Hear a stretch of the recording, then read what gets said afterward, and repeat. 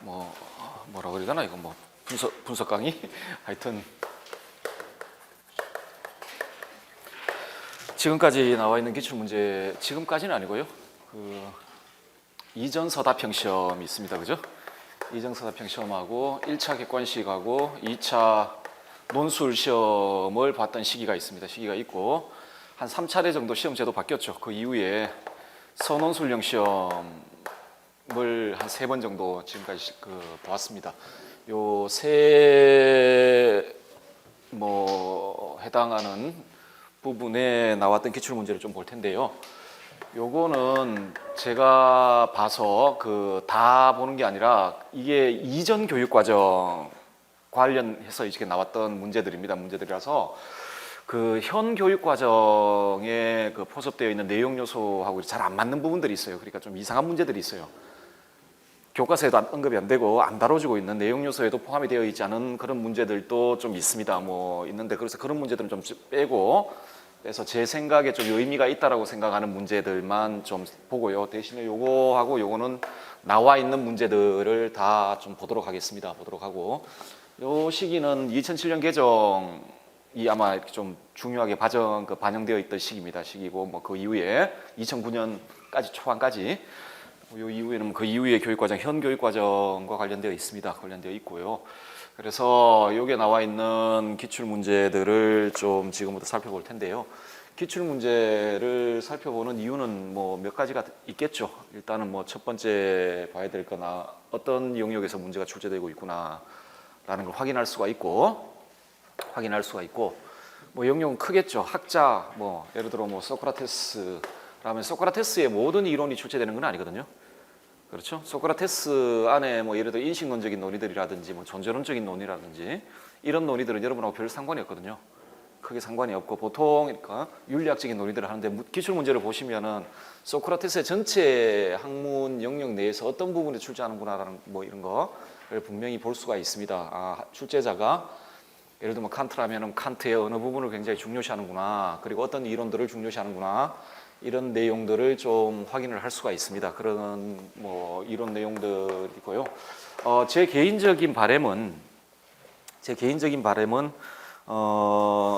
한 5월 정도 되었으니까 일정 정도 공부를 하셨다고 생각을 하고 이 기출 문제를 보면서 좀 복습도 해보는 그런 시기가 좀 되었으면 좋겠습니다.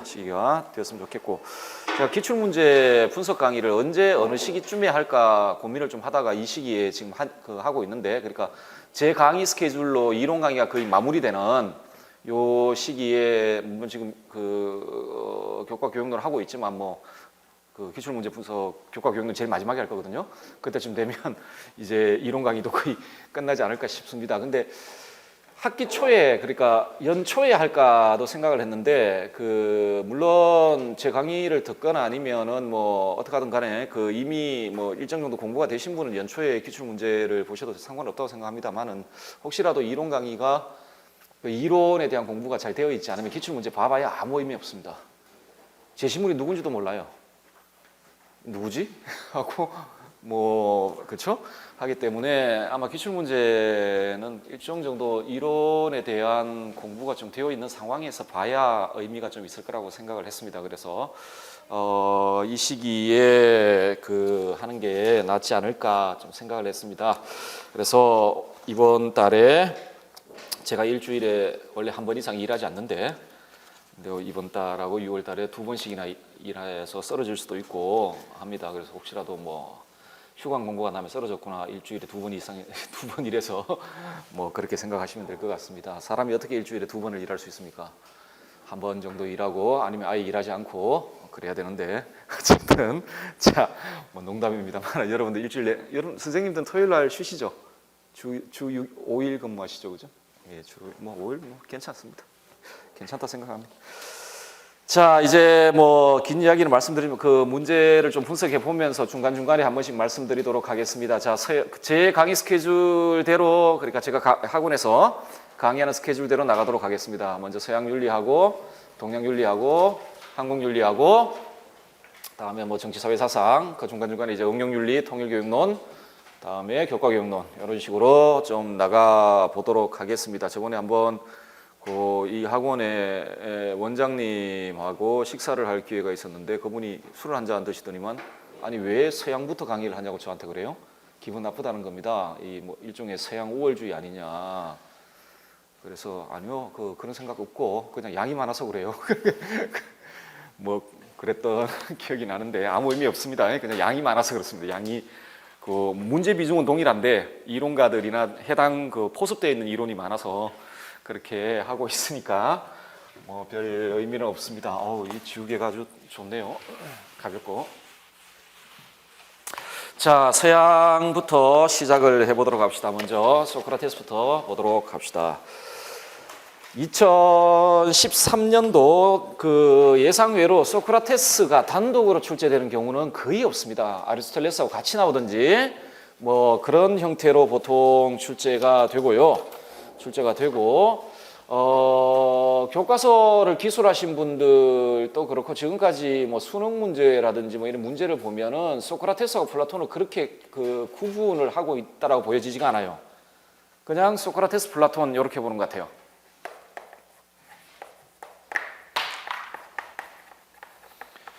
소크라테스, 플라톤 이렇게 보는 것 같습니다. 보는 것 같아서 그래서 플라톤 문제는 종종 좀 나옵니다.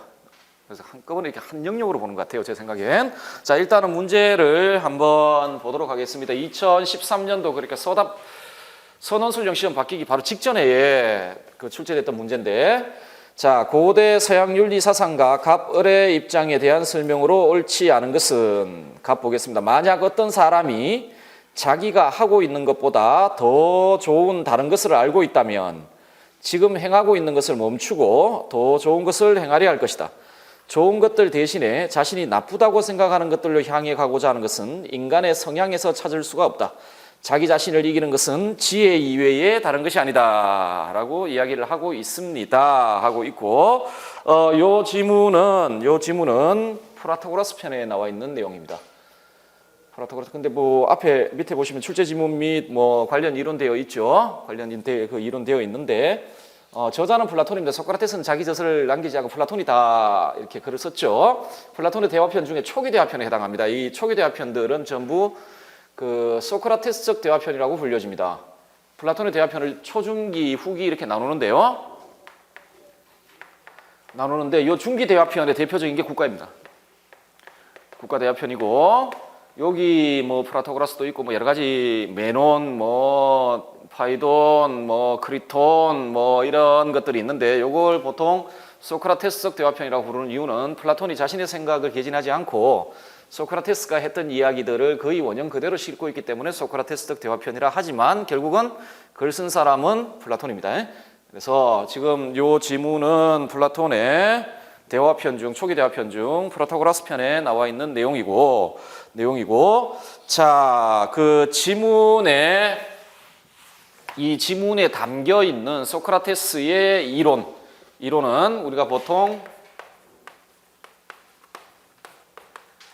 지행일치설이라고 불려지는 이론인데요. 지금 보시면 뭐라고 되어 있죠? 그 지문 보시면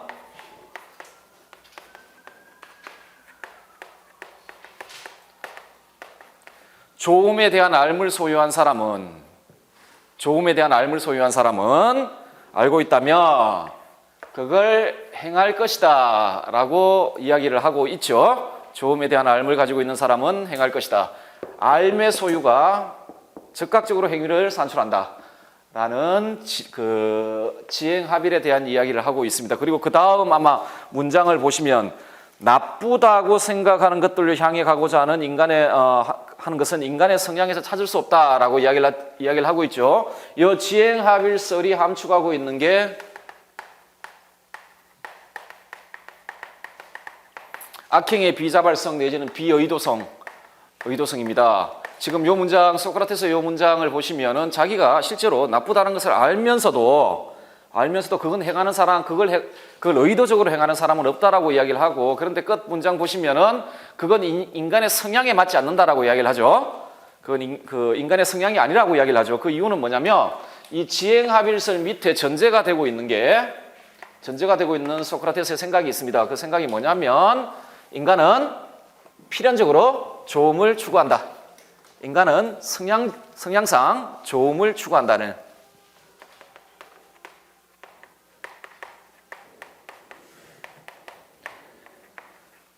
이게 인간의 본성이다라고 이야기를 하는 겁니다. 행복주의적 가정이라고 보통 이야기를 하는데, 인간은 필연적으로 자기 자신에게 좋은 것을 추구하게 되어 있고 나쁜 것을 회피하게 되어 있다라는 거죠.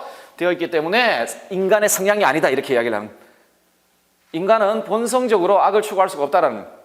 그럼 역으로 이야기하면 그 사람이 지금 악한 일을 행동하고 있다는 건 악한 행위를, 악을 직접적으로 목표로 삼아서 그걸 의도적으로 행하고 있는 게 아니라는 이야기죠. 자, 그로부터 이것의 원인은 좋음에 대한 무지, 그렇죠? 참으로 자기 자신에게 좋은 것이 무엇인지에 대한 무지가 요 악행의 원인이고, 제일 마지막 문장에 보시면 자기 자신을 이기는 것은 지혜 이외에 다른 것이 아니다라고 이야기를 하고 있죠. 자, 어떤 의미에서 요 행의 원인은 지가 된다라고 이야기를 하고 있습니다. 자, 이게 그 소크라테스의 지행 일치설의 중심 내용입니다. 중심 내용이고요. 한번 보도록 하겠습니다. 자제력 없는 행위를 하는 사람도 그러한 감정에 빠지기 전에는 자신이 최선이라고 파악한 것에 어긋나게 행위하겠다고 생각하지 않은 것이 명백하다. 암보다도 강한 것이 없다는 점에는 동의하지만 그 누구도 자신이 최선이라고 판단하는 것에 어긋나게 행위하지 않는다는 점에는 동의하지 않는다라고 말을 하고 있습니다. 뭐 자제력 없는 사람 나오고 히라보 아크라테스라는 단어도 써주고 있네요. 써주고 있습니다. 이건 아리스토텔레스의 이야기고 니코마코스 윤리학 7권에 나와 있는 내용입니다. 니코마코스 윤리학 7권에 나와 있는 내용이고 이 관련된 이론은 자제력 없음과 자제력 없음의 성격, 특징, 자제력 없음의 피해야 할 성품으로서 자제력 없음과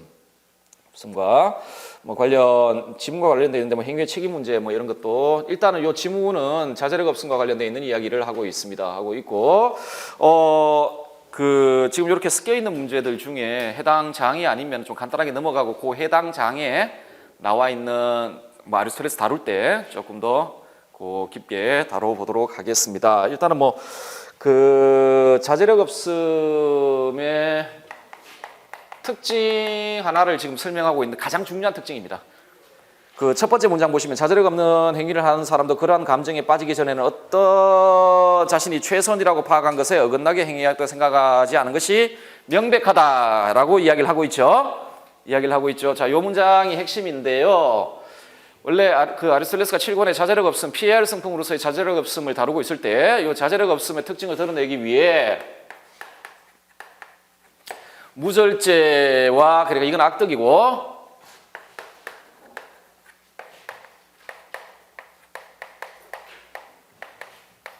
피해야 할 성품이고 요 둘 사이의 차이점을 드러내면서 자제력 없음의 차이점을 보여주는데 요 둘 사이의 차이의 핵심은 올바른 행위의 원리에 대한 알을 가지고 있느냐는.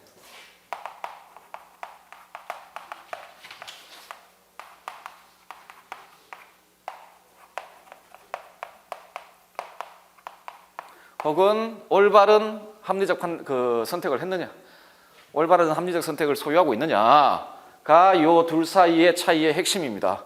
얘는 쾌락에 대한 무절제한 추구가 옳다라고 생각해서 그게 좋은 것이다 라고 생각하는 친구입니다. 그건 잘못됐죠. 잘못된 것이죠. 근데 이 친구는 올바른 행위의 원리를 소유하고 있는 사람, 자, 그렇게 행동하는 것이, 과도하게 쾌락을 추구하는 것이 나쁘다라는 건 알고 있는 사람입니다. 그 알을 가지고 있거든요. 가지고 있는데 분노라든지 욕망 있고, 분노에 지고 욕망에 지는 거예요. 분노에 지기도 하고 욕망에 지기도 하고. 근데 요 분노에 지고 욕망에 질 때 인간이 이렇게 자제력 없는 사람이 가지고 있는 그 심적 상태가 있습니다. 성급해서 혹은 마음이 약해서 이 사람이 아직까지 그 마음이 단련이 되질 못해서 덕을 갖추고 있지 못한 사람이거든요. 마음이 단련되지 못해서 이 사람이 가지고 있는 기질적인 성격, 그 성급함이라든지 혹은 마음 약함 때문에 분노가 일어나고 욕망이 일어났을 때 그것에 져버리는 거죠.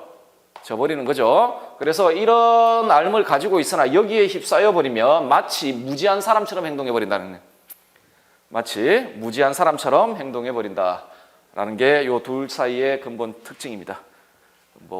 특징이다라고 보시면 되겠습니다. 자, 우리 그래서 재심과 관련되어 있는 이론은 요 정도로 보시고 출제 의도 한번 보도록 하겠습니다. 자, 지금 제가 기출문제 분석을 이런 패턴으로 할 거거든요. 일단 제시문에 나와 있는 그 제시문 출처 보고 그 제시문에 어떤 이론이 있는지 이론 확인하고 다음에 그 세 번째로 아마 출제 의도라고 지금 되어 있을 겁니다. 이거는 여러분한테 어떤 의미가 있냐면 그 혹시라도 복습을 하고 하실 때 이론 정리하실 거 아닙니까? 이론 정리하실 때 기준이 될 겁니다. 이 지금 요 문제를 낼 때 출제자가 요 학자들의 이론 중에 어떤 것을 알고 있는지 알아보고자 하는 거거든요. 알아본단 말이죠. 그럼 적어도 여러분 이 출제 의도라고 되어 있는 칸에 있는 내용들은 확인을 하셔야 됩니다.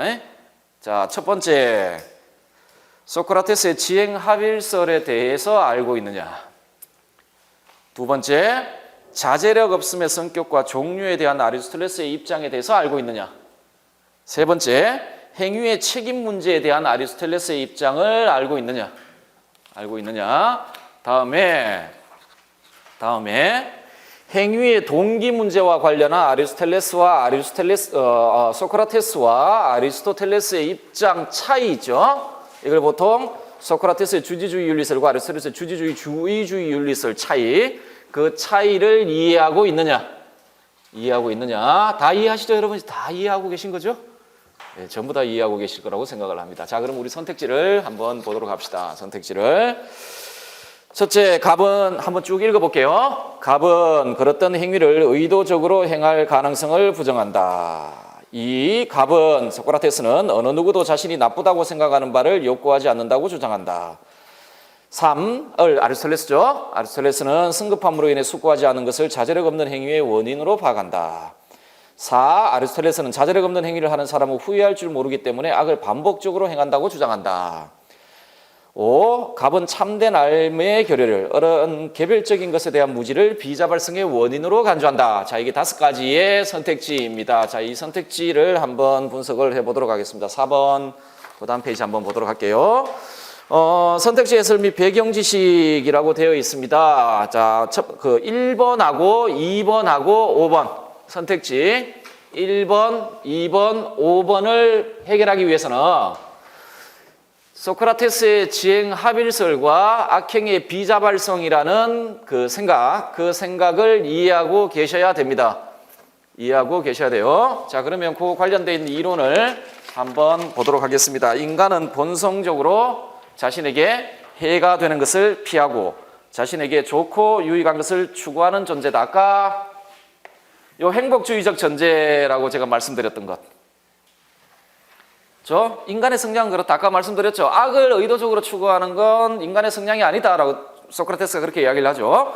인간은 누구나 성향상, 소위 본성상 해가 되는 것을 피하고 좋은 것을 추구하고자 한다. 자, 그러므로 자신에게 진정으로 좋고 유익한 것에 대한 참된 이성적 지식을 소유한 사람은 그가 가지고 있는 성향 때문에 반드시 그것을 실천하게 되어 있다라고 하죠. 제가 말씀드렸지만 지행일치설은 알고 있다라면 행해야 한다라는 게 아닙니다. 이 행은 당위가 아니에요. 여기서 알고 있다라면 행해야 된다가 아니라 지행은 안다면 한다라는 겁니다.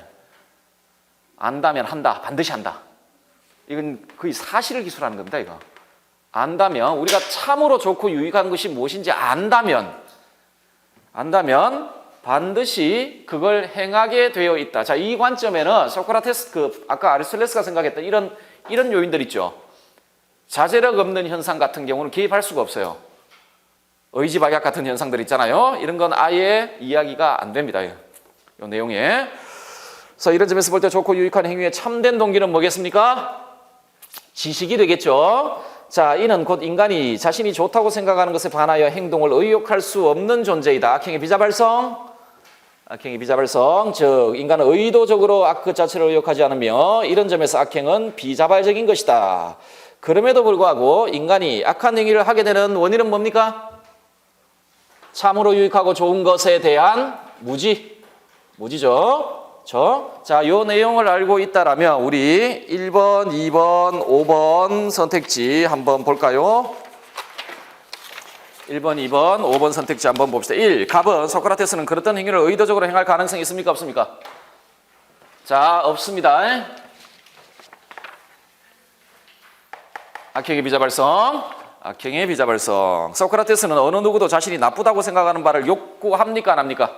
인간의 성향상 유익하고 좋은 것만을 추구하고 해가 되는 것을 피하려 하죠. 절대로 욕구하지 않겠죠. 5번 볼까요?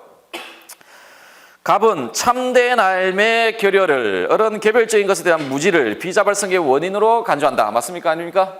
무지. 악행의 비자발성이라고 했을 때 결국 이 악행을 수행하게 된 이유는 무지에 있다 라고 이야기를 하는 거죠. 자, 그 다음에 선택지 3번 한번 보도록 합시다. 제가 특히 학자가 이렇게 섞여 나와 있는 문제들 같은 경우 계속 반복을 할 겁니다. 어쨌든 암기는 반복입니다. 암복은 반복이니까. 그래서 이거 편집을 할 때 한번 했던 거 그냥 빼버릴까 했는데 그냥 그 분량을 줄이기 위해서 했는데 다시 넣었습니다. 그냥 넣고. 왜냐하면 여러분 다시 위로 올라가 찾기도 좀 뭐하고 그리고 계속 읽는 게 좋죠. 계속 읽으면 아무래도 머리에 많이 남으니까. 자, 아리스토텔레스 이야기 한번 해봅시다. 선택지 3번 관련되어 있는 배경 지식입니다. 이 지식을 알고 있어야 3번을 풀 수가 있습니다. 물론 찍어도 맞출 수 있었던 식이지만 그거는 좋지 않은 거고요. 소크라테스가 다이달로스의 사례를 이야기를 합니다. 다이달로스의 사례가 뭐냐면 소크라테스 집안은 원래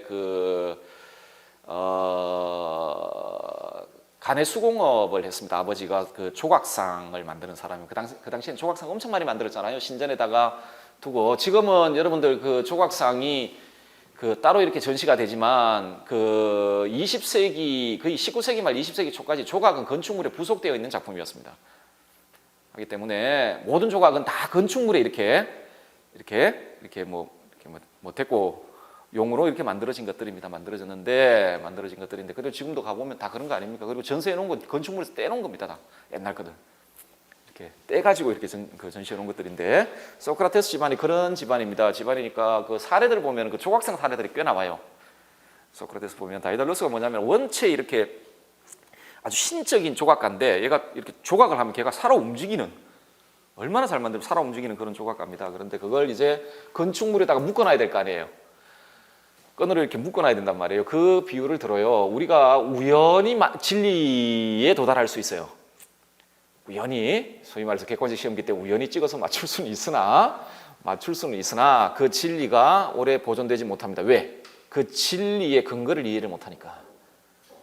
진리의 근거를 알 수가 없기 때문에. 그래서 참으로 아는 사람이라면 그 근거와 그 결론까지 다 아는 사람들이어야 되겠죠. 자, 그건 그렇고 선택지 3번 자제력 없음의 정의와 종류입니다. 보도록 할게요.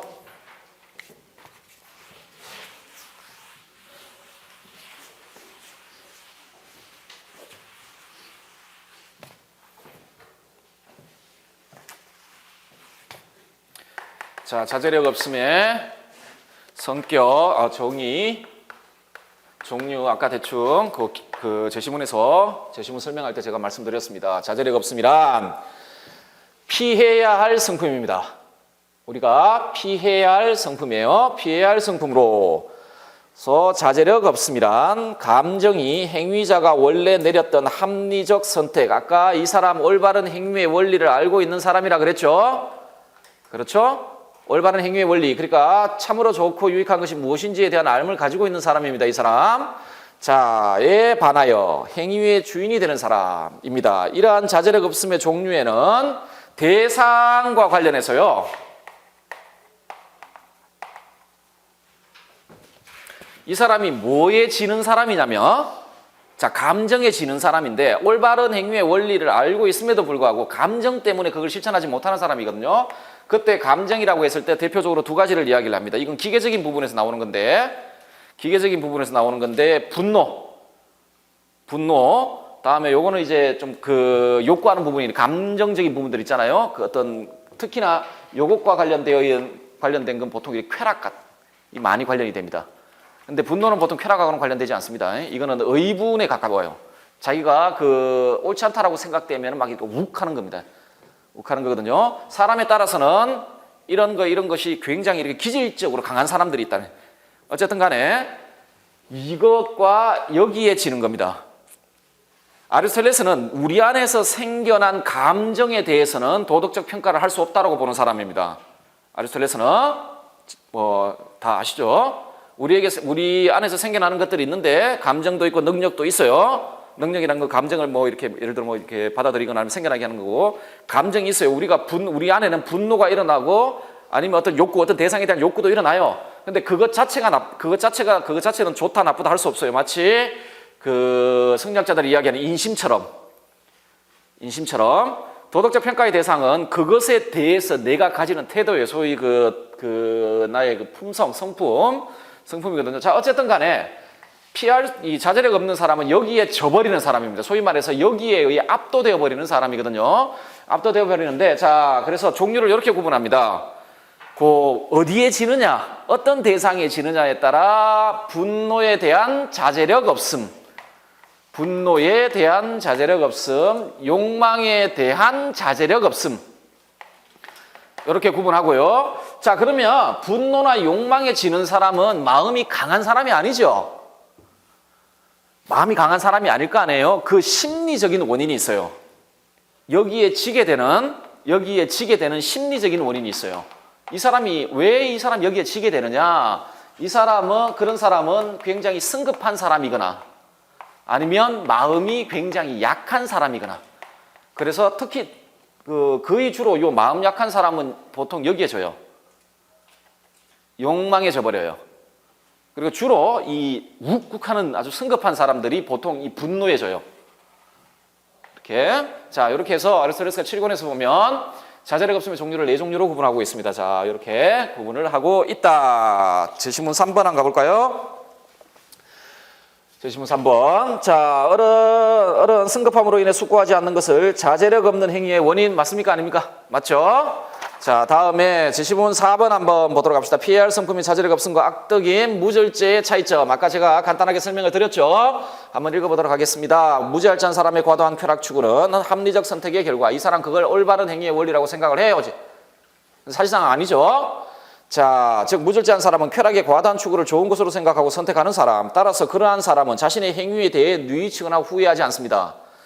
반면에 자제력 없는 사람은 욕망, 분노, 마음 약함, 성급함 등의 이유로 인해 쾌락의 과도한 추구에로 이끌리는 사람이지 합리적 선택에 의해 쾌락을 과도하게 추구하는 사람이 아니에요. 그렇기 때문에 이 사람이 하고 난 다음에요, 여러분들도 공부해야 된다고 알지만 놀기 충동, 놀이 욕구 때문에 하고 난 다음에 그 다음날 어떻습니까? 남성분들, 여러분들 아직 돈이 많지 않죠? 카드로 술집 가서 술 잔뜩 먹고, 그리고 특히 후배들한테 이렇게 술 사주고 다음날 아침 되면 막 괴로워하고, 그렇죠? 그럴 경우들이 있죠. 자, 어쨌든 간에 이 사람은 올바른 행위의 원리를 알고 있는 사람이기 때문에 자신이 그렇게 행동한 다음에는 반드시 후회해요. 후회할 수 있는 사람이거든요. 자, 그러면 어떤 사람이 더 나은 사람입니까?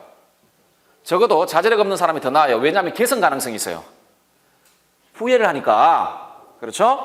자, 그래서 그러한 사람의 이성이 알려준 올바른 이치가 무엇인지를 알고는 있지만 그 여러 이유로 인해 특히나 아까 말했던 성급함이라든지 마음 약함, 아직까지 마음이 단련이 안 된 거예요. 마음이. 자, 이내 그러한 올바른 이치 혹은 합리적 선택에 따라 행위하지 못하는 사람, 여기에 무절제한 사람과 합리적 자제력 없는 사람의 차이점입니다. 차이점이다. 그러면 4번 가보시면 어른 자제력 없는 행위를 하는 사람은 후회할 줄 모르기 때문에 악을 반복적으로 행한다. 맞습니까? 틀렸습니까? 이건 무절제한 사람의 특징을 말하는 것이죠. 자, 다시 가서 5번 한번 볼까요? 행위의 책임 문제. 아리스토텔레스와 관련되어 있거든요. 행위의 책임 문제가 있습니다.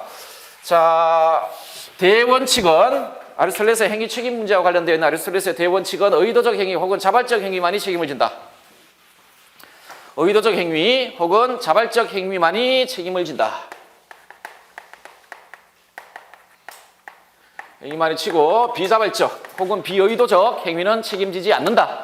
그러면 뭐가 자발적 행위고 뭐가 비자발적인 행위인지 알아야 될 거 아닙니까? 그죠? 자, 일단은 그 니코마코스 윤리학에서도 먼저 비자발적 행위의 종류부터 다루고 있는데요. 자, 비자발적 행위의 유형을 한번 보죠. 첫 번째 유형은 강제적 행위입니다. 강제적 행위. 이때 강제적 어떤 행위가 강제된 행위가 되기 위해서는 다음과 같은 조건을 충족시켜야 됩니다. 행위의 원인이 행위 주체 외부에 있어야 하고 행위 주체가 그 원인에 전혀 그 원인을 통제할 수 없어야 돼요. 어떠한 관여도 할 수 없을 경우.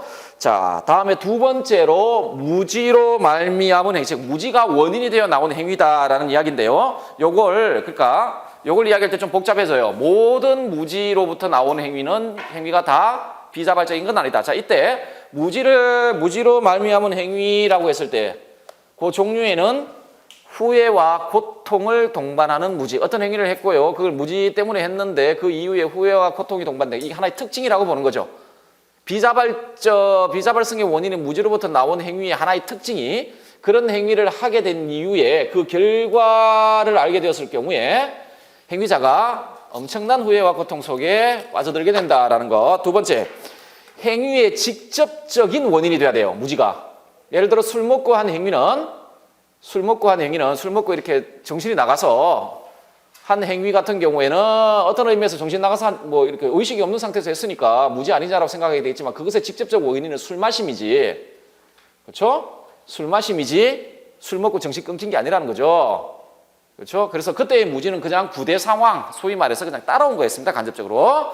자, 세 번째, 개별적인 것에 대한 무지입니다. 어떤 행위를 수행할 때 그 맥락에 포함됐거든요. 누가 무엇을 가지고 어떻게 뭐 이런 것들 있잖아요. 근데 인간의 이성은 그렇게 완벽하지 않기 때문에 어떤 행위를 할 때 거기에 포함되어 있는 모든 맥락들 그리고 그 결과가 어떤 것들을 가져다 줄지까지 있잖아요. 그런 것들을 다 완벽하게 파악하지 못하는 경우가 종종 있고요. 자, 이럴 경우에 그런 행위를 한 사람은 그 행위에 따라 후회하고 그리고 내가 만약 그렇게 알았다라면 난 절대 그렇게 하지 않았을 것이다 라고 생각할 겁니다. 자, 요게 그 비자발성의 원인이 되고 있는 무지에 속하는 것들이고 자발적 행위의 유형은 행위의 원인이 행위 자신에게 있어야 한다. 있는 행위, 이 뭐 당연한 이야기고요. 그리고 개별적인 것을 알면서 하는 행위. 그렇죠? 이런 것들이고요. 다음에 분노와 욕망 때문에 일어난 행위 있죠. 자, 요게 왜 자발적이냐면 여러분들 그 탁월성, 특히 성품의 탁월성은 욕구, 감정과 행위를 선택하는 거란 말이죠. 어떤 상황에서 올바르게 감정과 행위를 선택했을 때 우리가 칭찬을 한단 말이에요. 그런데 어떤 상황에서 잘못된 욕망을 가지거나 그렇죠? 감정을 가지는 것은 마찬가지로 비난의 대상이 될 수밖에 없고, 그리고 그러한 욕망과 그러한 감정을 가지는 것은 결국 자기 자신의 책임이 있어요. 탁월성을 갖추게 된 것도 자기 자신의 공로라며 악덕이나 그리고 아니면 크게 얘기해서 탁월성을 갖추지 못한 책임도 자기 자신에게 있다라는 게 아리스토텔레스의 생각입니다. 자, 그러면 5번 보시면 갑은 참된 삶의 결의를 어른 개별적인 것에 대한 무지를 비자발성의 원인으로 간주했다. 맞는 말이죠? 맞는 말입니다. 자, 넘어가셔서 플라톤을 한번 보도록 하겠습니다. 플라톤을 한번 보도록 합시다.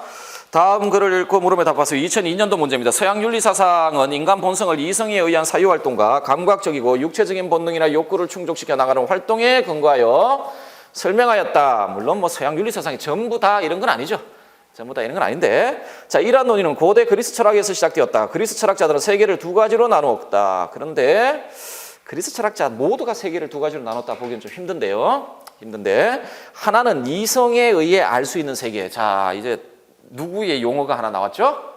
이성에 의해 알 수 있는 세계와 감각에 의해 알 수 있는 세계. 여러분이 공부했던 서양 고대 윤리 사상가 중에 이 용어를 직접적으로 사용하는 학자는 단 한 명밖에 없습니다. 플라톤입니다. 소위 두세계 이론이라고 불려지는.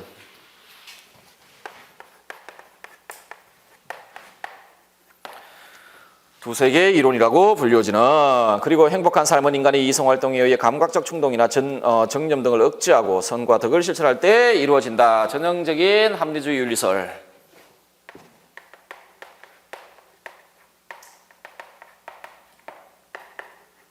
내지는 뭐 주지주의 윤리설 이렇게 이야기할 수도 있겠습니다.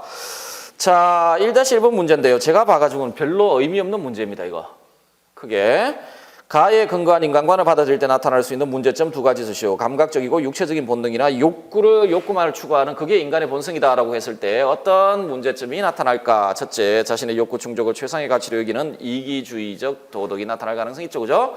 이기주의가 도덕적으로 정당화되어 타인의 복리에 대한 도덕적 책임에 무감각한 개인을 양성하는 문제가 나타날 수 있겠다. 설명드릴 필요 없죠. 여기에 육체적 본능과 욕구는 자기 자신의 육체적 본능과 욕구입니다. 그게 인간의 본성이고 그것만을 추구하게 되면 이기주의로 귀착되는 건 너무나 필연적입니다. 그죠? 둘째, 개인의 가변적 욕구 충족을 가치 판단의 근원을 보는 윤리적 상대주의가 만연하게 됩니다. 이렇게 되면 만연케 하여 사회 공통의 도덕적 가치 체계를 붕괴시킴으로 사회의 도덕적 혼란을 야기할 수가 있겠다라고 말씀드릴 수가 있겠습니다. 그죠? 자, 그 다음 한번 보도록 합시다. 그 다음 7페이지요. 1-2번 문제. 나의 경우 도덕적 가치의 성격을 어떻게 규정할 수 있는지 서술하시오. 아까 나가 뭐였죠?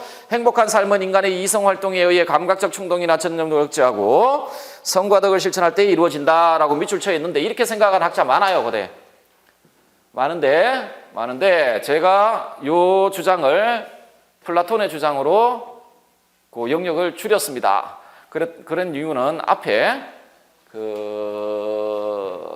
뭐 지성에 의해 알려줄 수 있는 세계와 감각에 의해 알려줄 수 있는 세계 뭐 이런 식으로 이야기를 해서 이 문제를 그냥 플라톤 문제로 보고 모르겠습니다. 정답은 뭔지 모르겠으나 제 생각엔 플라톤 문제로 보고 플라톤이 도덕적 가치를 어떤 방식으로 보았는지 한번 보자라는 겁니다. 자, 관련 이론은 일단은 플라톤의 존재론 두세 개의 이론이 있죠. 그 출제 지문에 제가 그 두세 개의 이론이 나타나 있습니다. 무슨 말인지 아시죠? 현상세계와 이데아의 세계. 이데아의 세계는요, 오직 지성에 의해서만 알려지는 세계고 현상세계는 감각에 의해 알려지는 세계. 동굴의 비유에서는 동굴 입구 밑에 그걸 감각에 의해 알려지는 세계라고 불려지고 입구 넘어가면 소위 이데아의 세계라고 불려지는 지성에 의해 알려지는 세계가 있거든요. 자, 그거고 출제의 의도는 이데아론에 근거하여 확립된 도덕적 가치의 성격에 대한 플라톤의 입장 이해하고 있느냐. 둘째, 플라톤의 객관적 절대적 윤리설의 성격 이해하고 있느냐입니다. 자, 도덕적 가치를 바라보는 여러 가지 관점들이 윤리 사상 내에서는 있습니다. 그리고 플라톤의 윤리설을 보통 절대주의 윤리설 뭐 이런 식으로 이야기를 합니다.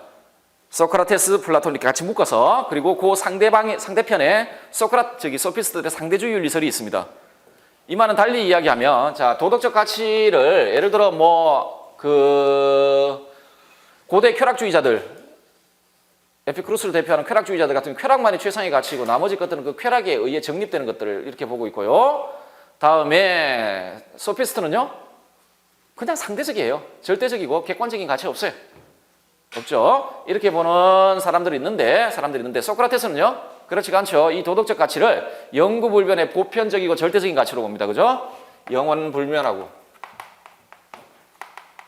객관적이고 절대적이고 보편적이고 자 이렇게 보죠. 그 이유는 뭐죠? 이게 어디에 속합니까? 이 도덕적 가치 선 이런 거 이게 전부 이데아에 속한단 말이죠. 선의 이데아. 그렇죠? 그러면 이 이데아가 가지고 있는 성격을 그대로 도덕적 가치가 가지게 됩니다. 선. 이런 거. 자, 그래서 배경지식 한번 볼까요? 이데아의 성격을 한번 봅시다. 이데아가 가지고 있는 성격은 그대로 도덕적 가치가 가져요. 이건 이데아에 속하는 거예요. 선의 이데아. 그것도 뭐 최상의 이데아 아닙니까? 그렇죠? 자, 이데아란 이런 겁니다. 오직 지성에 의해서만 파악되는 참된 인식의 대상, 감각에 의해서는 알려지지 않습니다. 보편적인 건 감각에 의해 알려질 수가 없습니다. 우리는 감각은 언제나 감각의 대상들은 전부 가변적인 대상들이에요. 가변적인 항상 변하는 것들이에요. 생멸하고 뭐 이런 것들이잖아요. 하기 때문에 감각에 의해서는 보편적인 성격을 가지고 있는 것들을 파악할 수가 없습니다. 그리고 필연적인 것도 안 돼요. 영원불멸한 것도 감각을 가지고는 파악할 수가 없어요. 그렇죠? 둘째, 시공간의 제약을 받지 않는 비물질적이고 절대적이며 영원불변하고 보편적인 완전하고 충만한 독립적 실제. 존재와 가치에 있어서 불완전한 세계인 현상 세계와 대비되는 참된 실제의 세계인 이데아의 세계의 거주자. 뭐 설명드릴 필요도 없겠고, 물질적 현상 세계의 원형입니다. 그러면 물질적 현상 세계에 있는 것들은 일종의 모상들이죠. 심지어는 더 나쁜 건 그림자예요. 그렇죠? 자, 경험 대상을 그러한 것으로 있게 하는 존재 근거입니다. 저는 그런 생각이죠. 아름다움이라는 이데아가 있기 때문에 아름다운 것들이 존재할 수 있다는 이야기입니다. 아름다움이라는 이데아가 있기 때문에 한가인도 있을 수 있고 김태희도 있을 수 있고 아름답나요? 아름답죠. 아름답죠. 예, 아름답습니다. 요새 제일 아름다운 여성은 누군가요? 제일 아름다운 여성이라는 게 말 좀 이상한데, 아름다움은 뭐 평가하기가 좀 그런데, 하여튼 뭐 그런 아름다운 것들이 존재합니다. 아름다운 것들은 아름다움이 있기 때문에 아름다운 것들이 존재한다는 겁니다. 둥금의 이데아가 있기 때문에 둥근 것들이 존재합니다. 그래서 존재의 근원이요, 도덕과 정치와 관련해서는요, 본입니다. 모델이 되는 것들, 따라야 될 본이요, 도덕적 가치의 전형적 규범이요, 원형이요, 본이요. 자, 이게 이데아입니다. 자, 그러면 정답은요, 도덕적 가치는, 이게 정답 지우십시오. 예시 답안. 정답 아닙니다. 정답은 객관식만 정답이 있고요. 이 서술형 문제는 정답이라 하기 좀 뭐 다른 것도 있을 수 있으니까. 그리고 그 답안을 발표를 안 했어요. 그때나 지금이나 답안을 발표 안 했기 때문에 정답이 무엇인지 알 수가 없어요. 자, 도덕적 가치는 인식 주관 혹은 그것의 담지자의 상태에 영향을 받지 않는 독립적, 객관적 실제성을 지니며 시공간을 관통하여 자기 독립성을 유지하는 보편성, 영원 불변성, 이데아의 성격을 그대로 가진다 했죠. 성격을 지닌다. 또한 그것은 오직 이성에 의해서만 인식되는 합리적 성격을 가진다. 아까 지성에 의해서 알려진다 그랬죠. 합리적 성격, 이렇게 보시면 되겠다. 자, 그 다음 문제, 2009년도 1차 객관식 문제를 보도록 하겠습니다. 다음은 서양 윤리사상가의 어떤 개념에 대한 설명인데, 괄호에 해당하는 것을 동굴의 비유를 나타낸 그림에서 모두 고른 것은, 예를 들어 아름다운 꽃, 아름다운 그림, 아름다운 조각은 여러 면에서 다르지만 김태희하고 한가인은 달라요. 한가인은 점이 있지만 김태희는 점이 없어요.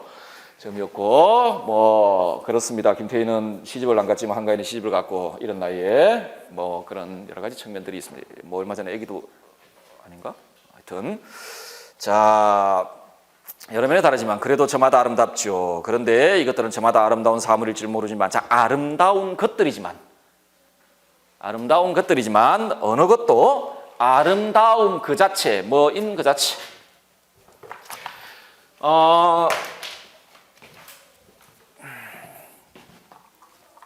뭐인 그 자체.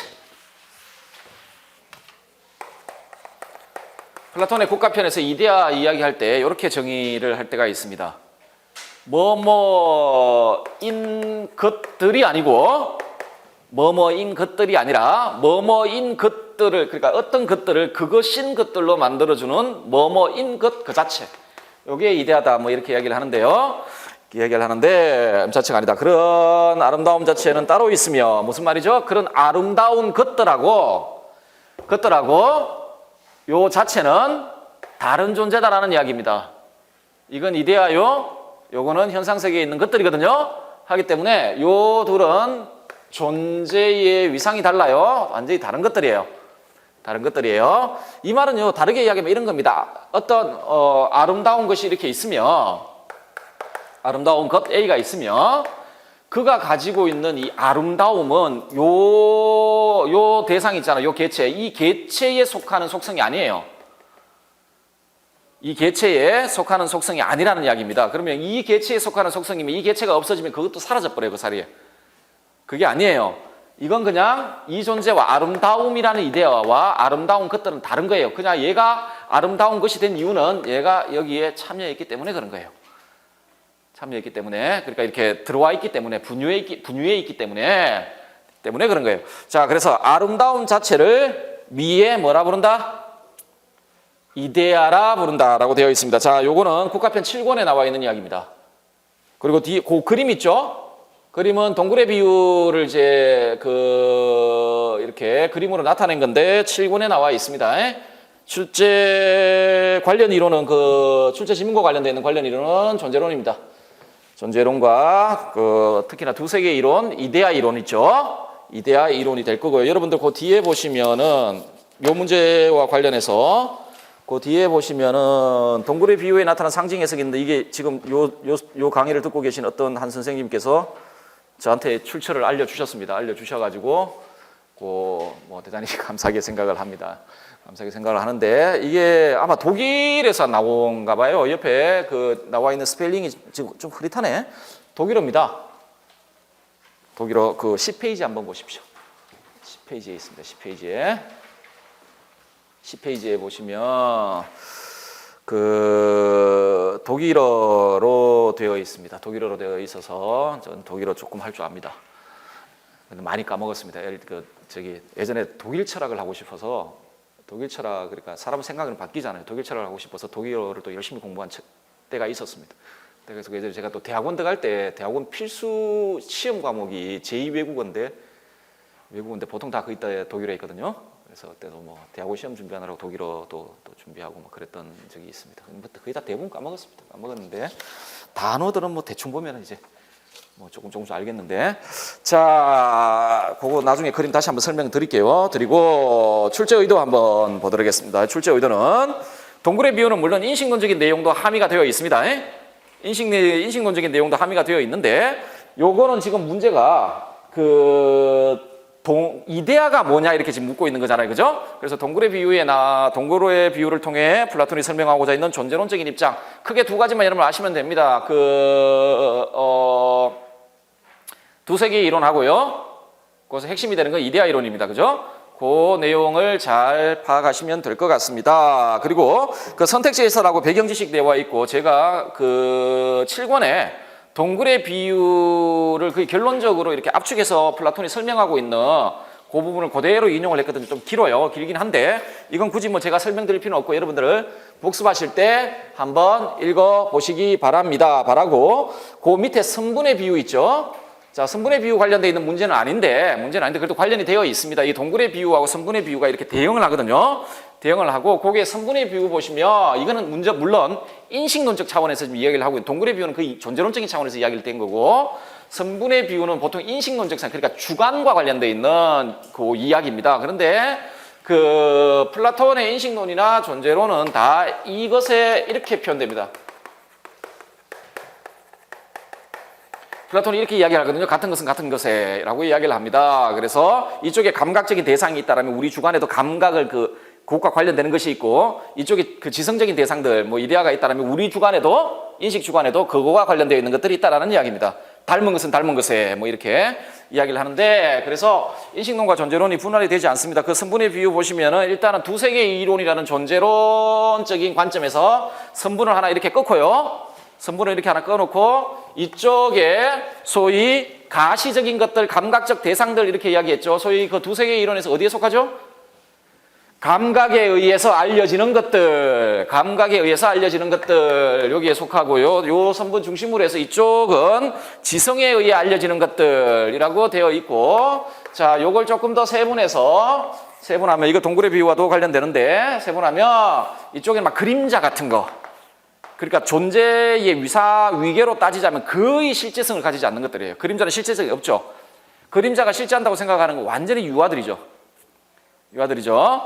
그림자가 실제는 존재는 하는데 그 실제성 차원에서 굉장히 낮죠. 그 옆에 이제 뭐 동실물, 모든 인공물 이런 소위 실물이라고 불려지는 것들이 있고요. 그 다음에 여기 수학적인 것들이 있습니다. 디아노니아라고 이야기하는데 추론적 사고의 결과물들이기도 합니다. 이데아라는 원리를 가지고 추론적 사고, 연역적인 방식의 수론적 사고를 통해 결론적으로 도출된 결론들, 그 내용들이 있습니다. 그죠? 자, 요게 있고요. 요거는 원리 그 자체와 비교해 봤을 때는 위계상 낮아요. 원리가 있고 그 원리를 가지고 추론한 겁니다. 해서 나온 결과물들이거든요.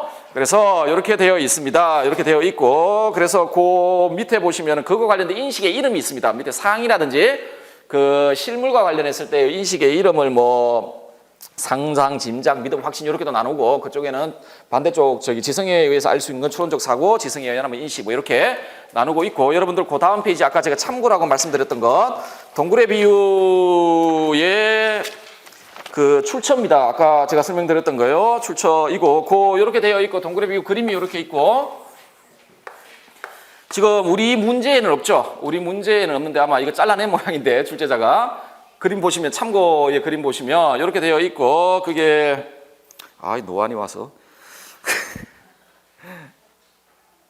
글라히니키 에베네라고 되어 있습니다. 이걸 동굴의 비유 이렇게 이야기를 합니다. 그리고 이쪽은 지금 동굴의 비유에서 나와 있는 것들이고 그 옆에 거 보면은 뭐 존앤 운틀리 뭐 리넨 글라이히 돼 있죠. 그죠? 요거는 이제 존앤은 태양입니다. 태양과 리넨 그 라인 그러니까 태양의 비유와 성분의 비유 이런 뜻입니다. 태양의 비유와 성분의 비유라는 뜻이에요. 그래서 이렇게 연결시킨 겁니다. 보시면 그리고 제일 위에 태양이 있죠. 이쪽 동굴의 비유 존네라고 되어 있을 텐데 그 태양을 이야기를 하는 것이고 그 옆에 뭐라고 되어 있죠? 이데데스쿠텐이라고 되어 있죠. 조음의 이데아.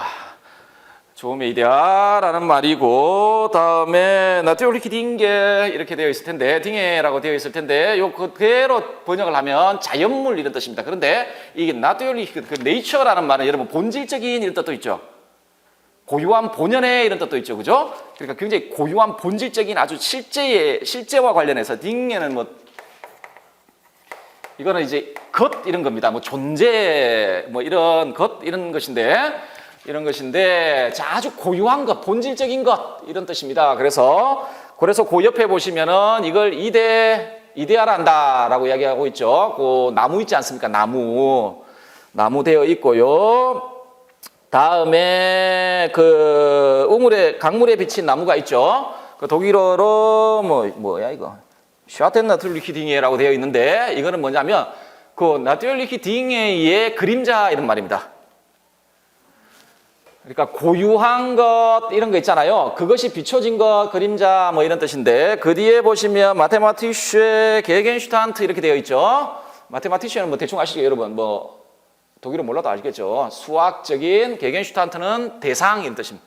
수학적인 대상인데 이거는 원리로부터 우리가 추론해낸 거죠, 그죠? 그러니까 이데아, 원리가 되는 이데아로부터 추론적 사고를 통해 이끌어낸 것들입니다. 하기 때문에 이데아에 속하지가 않고 라고 되어 있죠. 그 다음 밑에 보시면은 그 포예라고 되어 있는데 그 옆에 포예는 독일어로 그냥 불입니다. 불인데 이게 그 옆에 보시면 그냥 존에 이렇게 되어 있죠. 그 성분의 비유에는 존에가 태양은 없어요. 근데 이 동굴의 비유에서 보면 이 불에 대한 존재 위상에 대해서 설명이 없어요. 그냥 이데아의 세계에서 태양을 흉내내고 있는 것 이렇게만 이야기를 합니다. 이데아의 세계에서 태양을 흉내내고 있는 것 이렇게만 이야기를 합니다. 그런데 이게 이렇게 생각해 볼 수가 있습니다. 조음의 이데아는 모든 존재의 근원이요 인식의 근원이라 그랬잖아요. 그러면 우리가 현상 세계에 있는 것들도 인식할 때는 그러면 결국은 그것이 근원이 된다는 이야기거든요. 하기 때문에 그 감각 세계, 현상 세계에 있는 것 중에 태양을 흉내내고 있는 것 이렇게. 그래서 성분의 비유를 이야기를 하면서도 존엔 뭐 이렇게 그냥 그렇게만 쓰고 있습니다. 그 성격에 하고 있고 그 옆에 밑에 그 항아리 있지 않습니까? 쿤스트리스 게겐슈탄트 이거는 인공물 이런 뜻입니다. 인공물 이런 뜻인데 원래는 동굴의 비유에서는 항아리만 나오기 때문에 그렇습니다. 항아리 뭐 이렇게 인형들이 이렇게 들고 가잖아요. 그게 전부 인공물인데 실제로는 아까 보셨지만 그 감각에 의해 주어지는 세계에서는 여기에 해당하는 건 인공물뿐만 아니라 생물까지 다 포함됩니다. 그래서 그 옆에 성분의 비유에서 보면 그 독일어로 레벤베센 und 게겐슈탄트 이렇게 되어 있죠. 되어 있는데 이 말은 뭐냐면 그 생물 레베베센은 그 생물 그러니까 살아있는 것과 뭐 인공적인 다 포함해서요. 다 포함됩니다. 그래서 그렇게 보시면 되고 소위 실물이라고 현상세계 실물이라고 이야기하는 것 있고 그 밑에 보시면 그림자 있죠. 쿤스트리히 게겐슈탄트 이거는 게겐슈탄트 그러니까 그 쿤스트리히의 그림자 이런 거죠. 그 실물의 그림자 모상이죠. 그림자고 그 옆에 보면 빌데 이게 모상 이런 뜻입니다. 모상 이런 뜻입니다. 자 이렇게 돼 있죠. 자 이러면 답이 나오죠. 정답은 보실까요? 이데아가 뭐냐라고 물었잖아요. 그러면은 그 그림의 이데아는 어떤 겁니까? 태양하고 소위 조음의 이데아, 조음의 이데아하고 그 밑에 소위 그 나트율리히 뭐 이렇게 이야기했던 게겐슈탄트 나트율리히 딩해라고 이야기했던 그 고유한 것, 본질적인 것라고 이야기되는 두 개가 이데라고 보시면 이데란다. 독일어를 계속 하니까 독일어가 나오고 이데아라고 보시면 되겠습니다. 예, 조금만 쉬었다가